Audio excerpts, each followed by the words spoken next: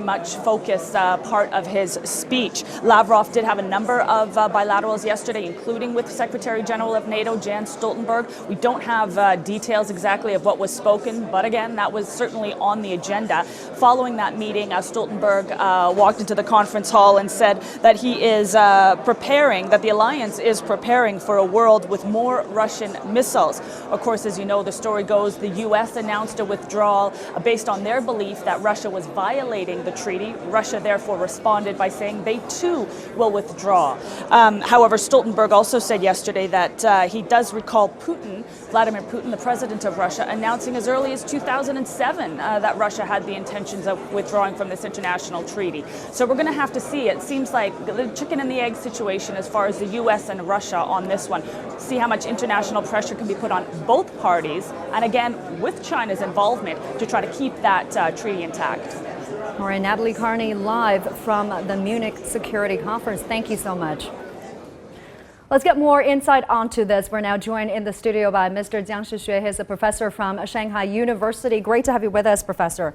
Now, it's been said that arms control, trade, international security, climate change, and technological innovations are some of the major world topics for this year's meeting. But what resolutions can China provide? Yes, there are so many global issues. And over the past several years, China has put forward many kinds of proposals for different aspects of global issues. But I think China's proposals can be summarized in the following three aspects. First of all, the most important is to build the so-called community of shared future for the mankind.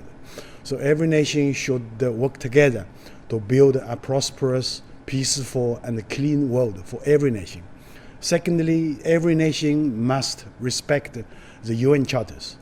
The fundamental elements of the UN Charter is respect for sovereignty, non-interference, and so on and so forth.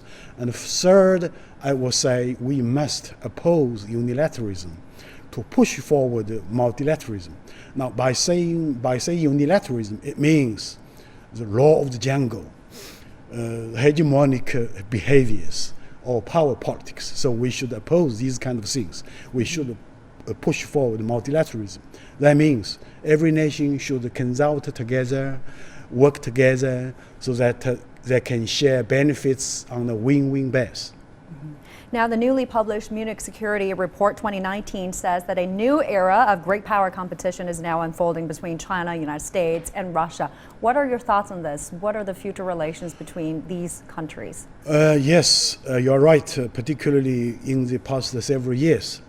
Or we can say since Trump came to power, the relationship among the big powers is becoming more and more complicated. And sometimes it's so terrible. I would say there are several reasons, and the most important reason is related to the fact that the U.S. wants to maintain its hegemonic position on world stage. So the U.S. is fearful of losing its hegemonic power to China, to other emerging economies. But of course, this kind of mentality is wrong. And as Chinese President Xi Jinping said, the Pacific Ocean is so big, we can live peacefully together in the Pacific Ocean. We can join hands together to build a better world. So I would say that some people say there will be a Thucydides trap for US and China, and this is also again a stupid idea. I don't believe that China and the US will fall into the so-called Thucydides trap. Of course, it takes two to tango. We need to work together. We need to talk to each other, not talk about each other, as we mentioned just now. So in that way, both US and China and Russia, all these major powers, can have better relationship for the mankind as a whole. Right, and we're now standing by for Mr. Yang Jiechi's speech at the Security Conference. And as we wait for that speech to take place, I'd like to hear your thoughts on this. What would you expect Mr. Yang or China to use this opportunity to address? What kind of issues can we expect to be talked about? Yes, and as you know that China is now the second biggest economy. China has never been so important. But at the same time, with the rise of China is faced with lots of misjudgment, misperception, misreading. There are so many wrong understanding about China. So this kind of platform is a nice opportunity for Mr. Yang Jiechi to tell the world, China is a lovely panda. China is not a dangerous monster. China loves peace, as many other countries do. So I think many other countries can take the ride of the fast trend of the Chinese economy. So in that way, we can build a community of shared future for the whole mankind. Now, as we speak, we're watching the live picture coming from Munich. The security conference is now underway. But Mr. Jiang, we understand the Munich Security Conference first began more than half a century ago at the height of the Cold War. What do you think the things has changed over the years? Now, a number of challenges remain front and center. What do you think that should be the focus at this year's security conference? Well, compared with 55 years ago, everything in the world today is different. But as we mentioned just now, that somebody say the world today is now living in a new Cold War or the second Cold War. I hope this kind of perception will not last longer. So I believe that, as we mentioned just now, that every nation must understand that we are now living in a globalized village. So there should be no zero game theory at all. So I think every nation must work together. And China has put forward many good ideas. China has also put forward many kinds of actions. So China has done a good job in both words and deeds. And as we know that China has put forward the notion of pushing forward connectivity among nations by carrying out the Belt Road. So I hope that we are going to have a different world after this Munich conference. Thank you. Now Mr. Yang is going to take the microphone. Let's listen in. Thank you very much, Ambassador Wolfgang Isinger, for your warm introduction.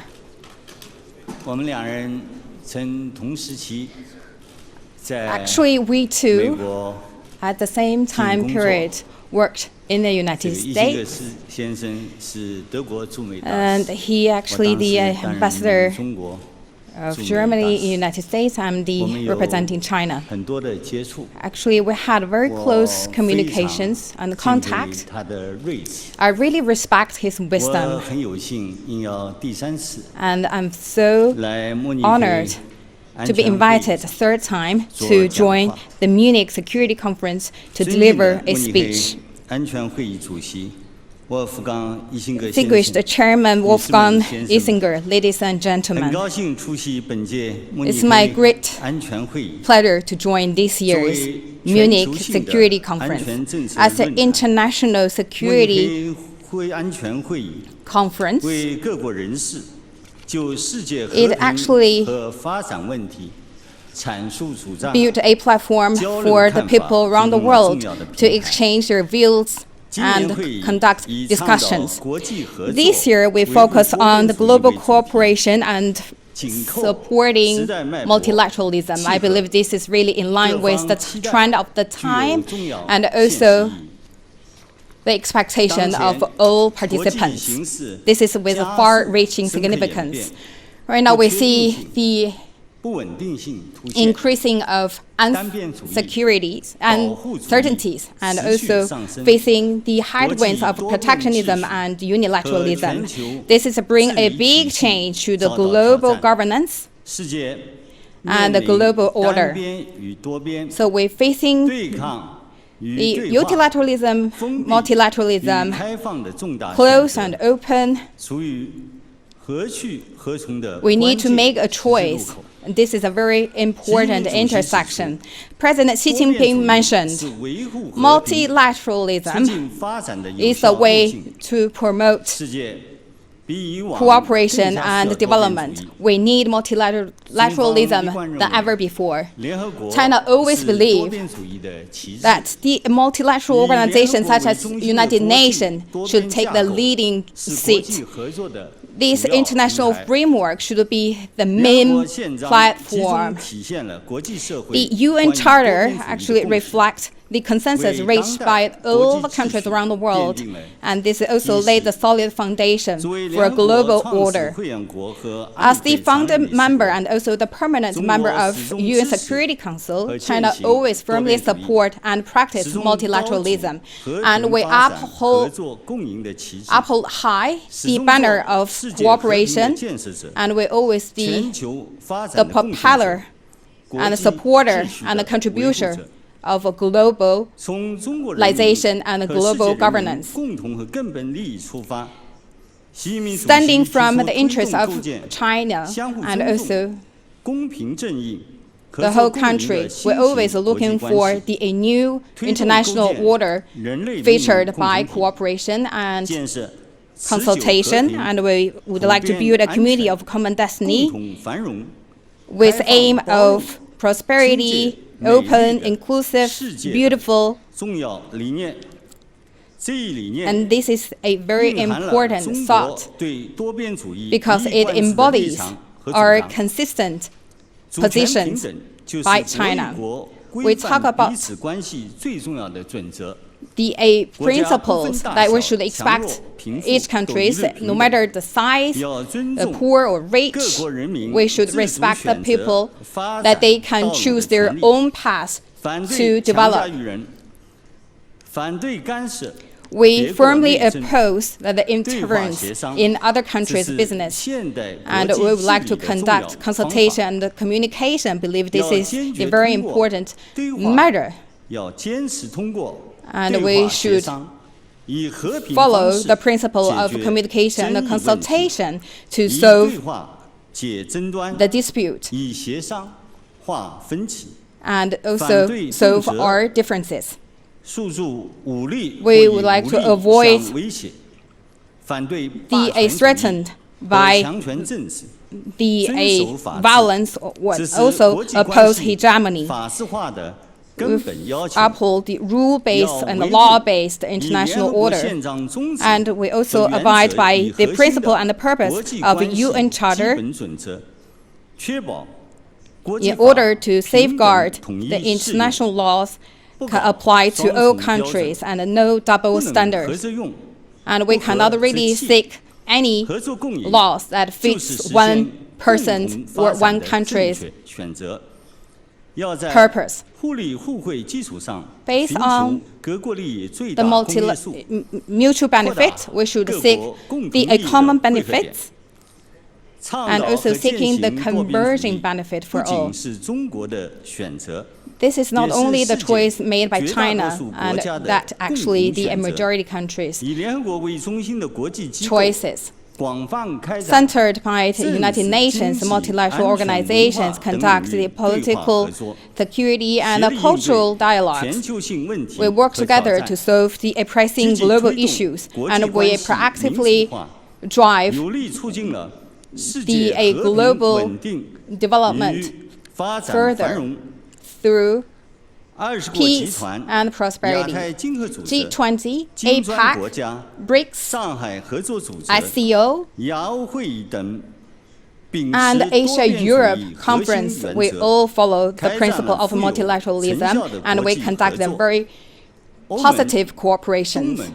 The European Union, African Union, CELAC, also firmly promote the regional cooperation, and they also laid a solid foundation for regional development and prosperity.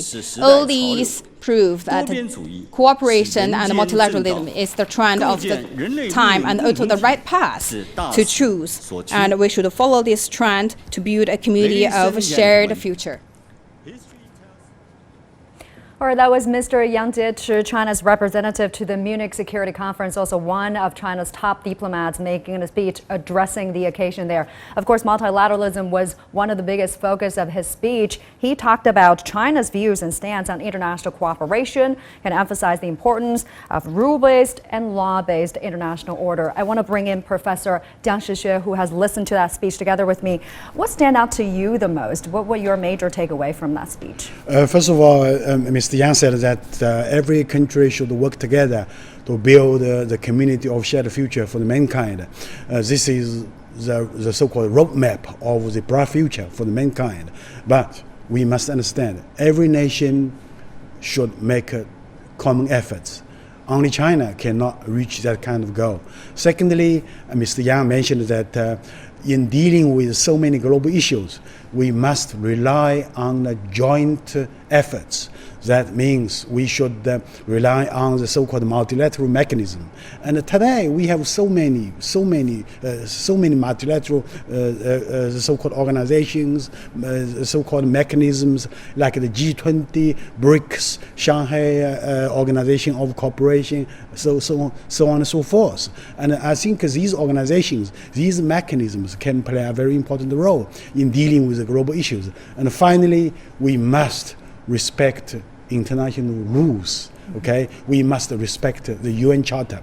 The basic elements of these international rules and the UN charters is the so-called non-interference, respect for sovereignty, and peaceful negotiation on a win-win base. So I think if every nation can follow Mr. Yang's suggestions, we are going to live in a better, prosperous, and peaceful world. All right, thank you very much for putting things into context for us. Great to have you with us tonight, Professor. Now up next is Asia Focus.